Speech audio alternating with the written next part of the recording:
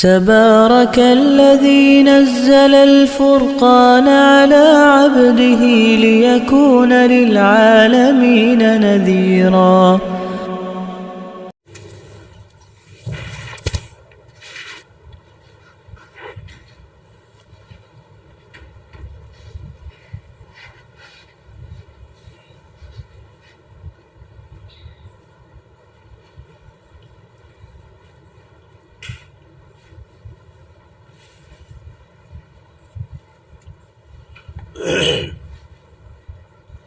أعوذ بالله من الشيطان الرجيم. بسم الله الرحمن الرحيم.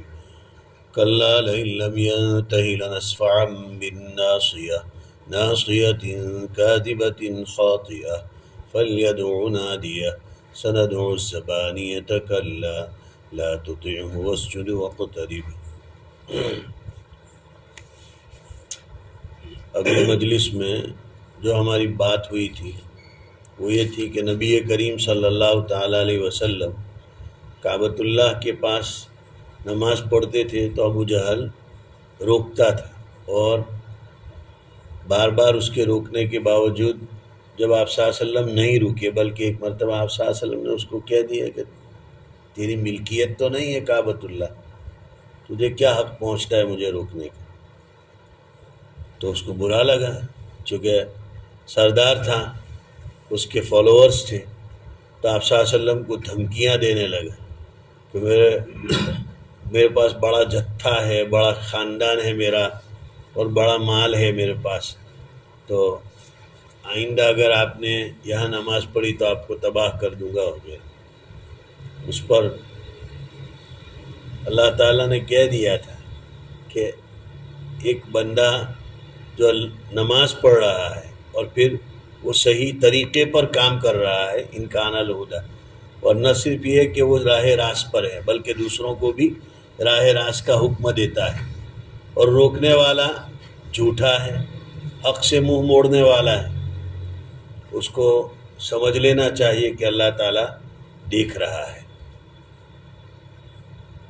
آگے اب اللہ تعالیٰ اس کی دھمکی کا جواب دے رہے ہیں. کلا، خبردار ہو جانا چاہیے اس کو، ابو جہل کو اور اس کے چیلے چاٹوں کو. لئن لم ينتہی لنسفعا بالناصیہ، اگر وہ اس پوری حرکت سے، یعنی آپ صلی اللہ علیہ وسلم کو کعبۃ اللہ کے پاس نماز پڑھنے سے اور آپ کے نماز سے نہ رکنے پر جو آپ کو دھمکی دے رہا ہے اپنے جتھے اور اپنے لوگوں کو لے کر آنے کی اور آپ کو نقصان پہنچانے کی، اگر وہ اس بد حرکت سے باز نہیں آیا، اگر اپنی الٹی سیدھی ان دھمکیوں سے وہ نہیں رکا، تو اللہ تعالیٰ فرماتے لنسفعا بالناصیہ، ہم چوٹی کو پکڑ کر کھینچیں گے. ناصیہ کا ویسے عام طور پر لوگ ترجمہ کر دیتے ہیں پیشانی، لیکن پیشانی تو ہم اردو میں اس کو کہتے ہیں، عربی میں ناصیہ اس کو کہتے ہیں. یہ سر کا اوپر والا جو حصہ ہے جس میں بال ہوتے ہیں، اور ہم جانتے ہیں اگر کسی کے بال ہاتھ میں آ جائے دوسرے کی مقابل کی تو پھر وہ بے بس ہو جاتا ہے، ہل نہیں سکتا ہے. تو اللہ تعالیٰ بھی فرما رہے ہیں کہ اس کو متنبہ ہو جانا چاہیے، اب اپنی غفلت اس کو ختم کر دینی چاہیے.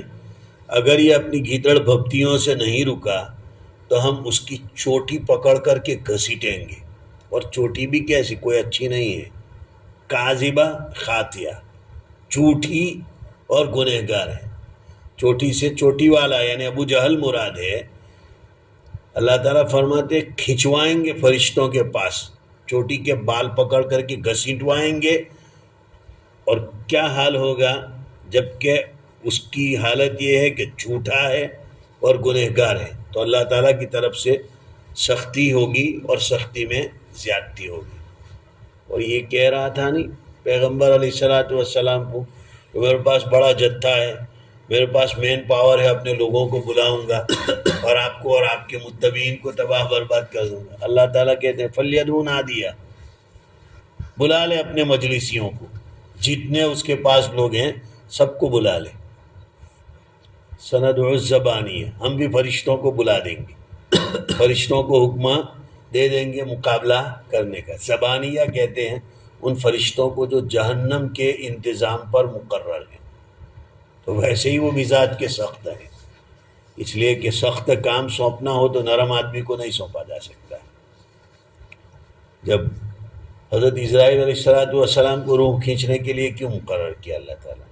جب حضرت آدم علیہ السلام کو پیدا کرنے کا اللہ نے فیصلہ فرمایا تو پہلے جبریل علیہ السلام کو بھیجا کہ جاؤ مختلف جگہ کی مٹی سے تھوڑی تھوڑی مٹی اٹھا لاؤ، آدم کا گارا بنانا ہے، پتلا بنانا ہے۔ جیسے حضرت جبریل علیہ السلام مٹھی بھرنے گئے تو زمین رونے لگی، کیوں؟ لگا کہ مجھ سے ایسے انسان پیدا ہوں گے جو گناہ کریں گے اور جہنم میں جلیں گے۔ جبریل علیہ السلام کو ترس آ گیا، واپس چلے گئے۔ اللہ نے پوچھا کیا ہوا؟ اللہ تو جانتے ہی تھے، ظاہر کرنے کے لیے کہا کہ ایسا ایسا ہوا۔ میکائیل کو بھیجا، اسرافیل کو بھیجا، سب لوٹ آئے۔ آخر میں اسرائیل علیہ السلام کو بھیجا۔ اسرائیل علیہ السلام کے سامنے بھی زمین گر گئے۔ اسرائیل نے کہا تو رو، چیخ چلا، جو کرنا ہو کر، میں اپنے رب کا حکم پورا کر کے جاؤں گا۔ لے کر گئے تو مزاج میں سختی تھی، کسی کی روح قبضہ کرنا، کسی کو مارنا آسان کام نہیں ہے، اس لیے اللہ تعالیٰ نے قبض ارواح کے لیے، روحیں کھینچنے کے لیے اسرائیل علیہ السلام کو مقرر کیا۔ تو جنت کے جو داروغہ ہیں رضوان، وہ تو زیادہ نرم مزاج ہوں گے، اس لیے کہ وہاں تو نعمتیں دینی ہیں، لیکن جہنم پر جو فرشتے مقرر بڑے سخت ہیں۔ قرآن نے دوسری جگہ کہا ہے کہ قو انفسکم واہلیکم نارا وقودھا الناس والحجارہ، تم اپنے آپ کو اور اپنے ماتحتوں کو جہنم سے بچاؤ، جہنم کی دہکتی آگ سے بچاؤ، جس میں جلنے والے پتھر یعنی وہ بت ہیں جن کو پوجا جاتا ہے، اور لوگ جو ان کے پرستش ہیں۔ پھر آگے اللہ نے فرمایا علیہا ملائکۃ غلاظ شداد، جہنم پر جو فرشتے مقرر ہیں وہ تند خو ہیں، مزاج کے بڑے ترش اور بہت سخت، اس لیے ان کو نرمی دل میں آنے کا کوئی سوال ہی پیدا نہیں ہوتا۔ یہی زبانیاں ہیں جو داروغہ جہنم ہے۔ اللہ تعالیٰ فرماتے ہیں یہ اپنے لوگوں پر کودتا ہے اور کہتا ہے میرے پاس فالوور بڑے ہیں، جتھا لاؤں گا اور آپ کو اور آپ کے متبعین کو تباہ کر دوں گا۔ ہم فرشتوں کو بلا لیں گے، اور وہ بھی جہنم کے فرشتے، اور فرشتوں کی طاقت کتنی ہے، ساری انسانیت جمع ہو جائے تو ایک فرشتے کا مقابلہ نہیں کر سکتے۔ اصلی طاقت کو دیکھا جائے تو مفسرین نے لکھا ہے جب قوم لوط کو ہلاک کرنے کا اللہ تعالیٰ نے فیصلہ فرما لیا، یعنی بدی میں وہ انتہا کو پہنچ گئے اور اللہ کی طرف سے ملا ہوا ٹائم پورا ہو گیا، تو اللہ تعالیٰ نے جبریل امین کو غالب بھیجا تھا، اور جبریل علیہ السلام قوم لوط کی پوری بستی کو اکیلے اٹھا کر کے آسمانوں کے قریب لے گئے، اتنے قریب ابن کثیر وغیرہ نے لکھا ہے کہ قوم لوط کی بستی کے کتوں کی بھونکنے کی آوازیں آسمان والوں نے سنی، آسمان سے اتنا قریب لے گئے اور پھر الٹ کر الٹا پھینک دیا، اور اس زمین میں چونکہ لاوا تھا وہ پک گیا تھا، وہی زمین کنکر بن گئی اور وہی پتھر ان پر برسے، کوئی الگ سے پتھر نہیں برسائے گئے، اسی زمین پر جس پر گناہ کیے تھے اسی کے پتھر اس کے اوپر برسے۔ تو اتنی طاقت ہے فرشتوں میں، تو اللہ تعالیٰ فرماتے ہم بھی بلا لیں گے فرشتوں کو اور وہ ان کو ٹھکانے، چنانچہ روایت میں آتا ہے حضور اکرم صلی اللہ علیہ وسلم نے تو اس کی بات مانی نہیں، اس نے دھمکی دی۔ آپ صلی اللہ علیہ وسلم اس کے بعد ایک مرتبہ کعبۃ اللہ کے پاس نماز پڑھ رہے تھے، آپ سجدے میں گئے، ظاہر ہے آپ کا سر نیچے تھا، تو ابو جہل آگے بڑھا شرارت کرنے کے لیے، اور اس کا ارادہ تھا کہ آپ کی گردن پاؤں رکھ کر کے آپ کو رون ڈالے اور اٹھنے نہ دے۔ قریب گیا اور ایک دم پیچھے ہٹ گیا، لوگوں نے یہ سارا منظر دیکھا، اس کے چیلے چانٹے بھی تھے، تو وہ پیچھے ہٹ گیا۔ تو اس کے بعد پوچھا اس کو کہ کیا ہوا، ایک دم تم پاؤں رکھنے جا رہے تھے اور پیچھے ہٹ گئے؟ تو اس نے کہا کہ میں جب قریب گیا تو میں نے دیکھا کہ وہاں ایک کھائی ہے اور آگ سے بھری ہوئی ہے اور پروں والی مخلوق ہے، تو ڈر کر کے بھاگا۔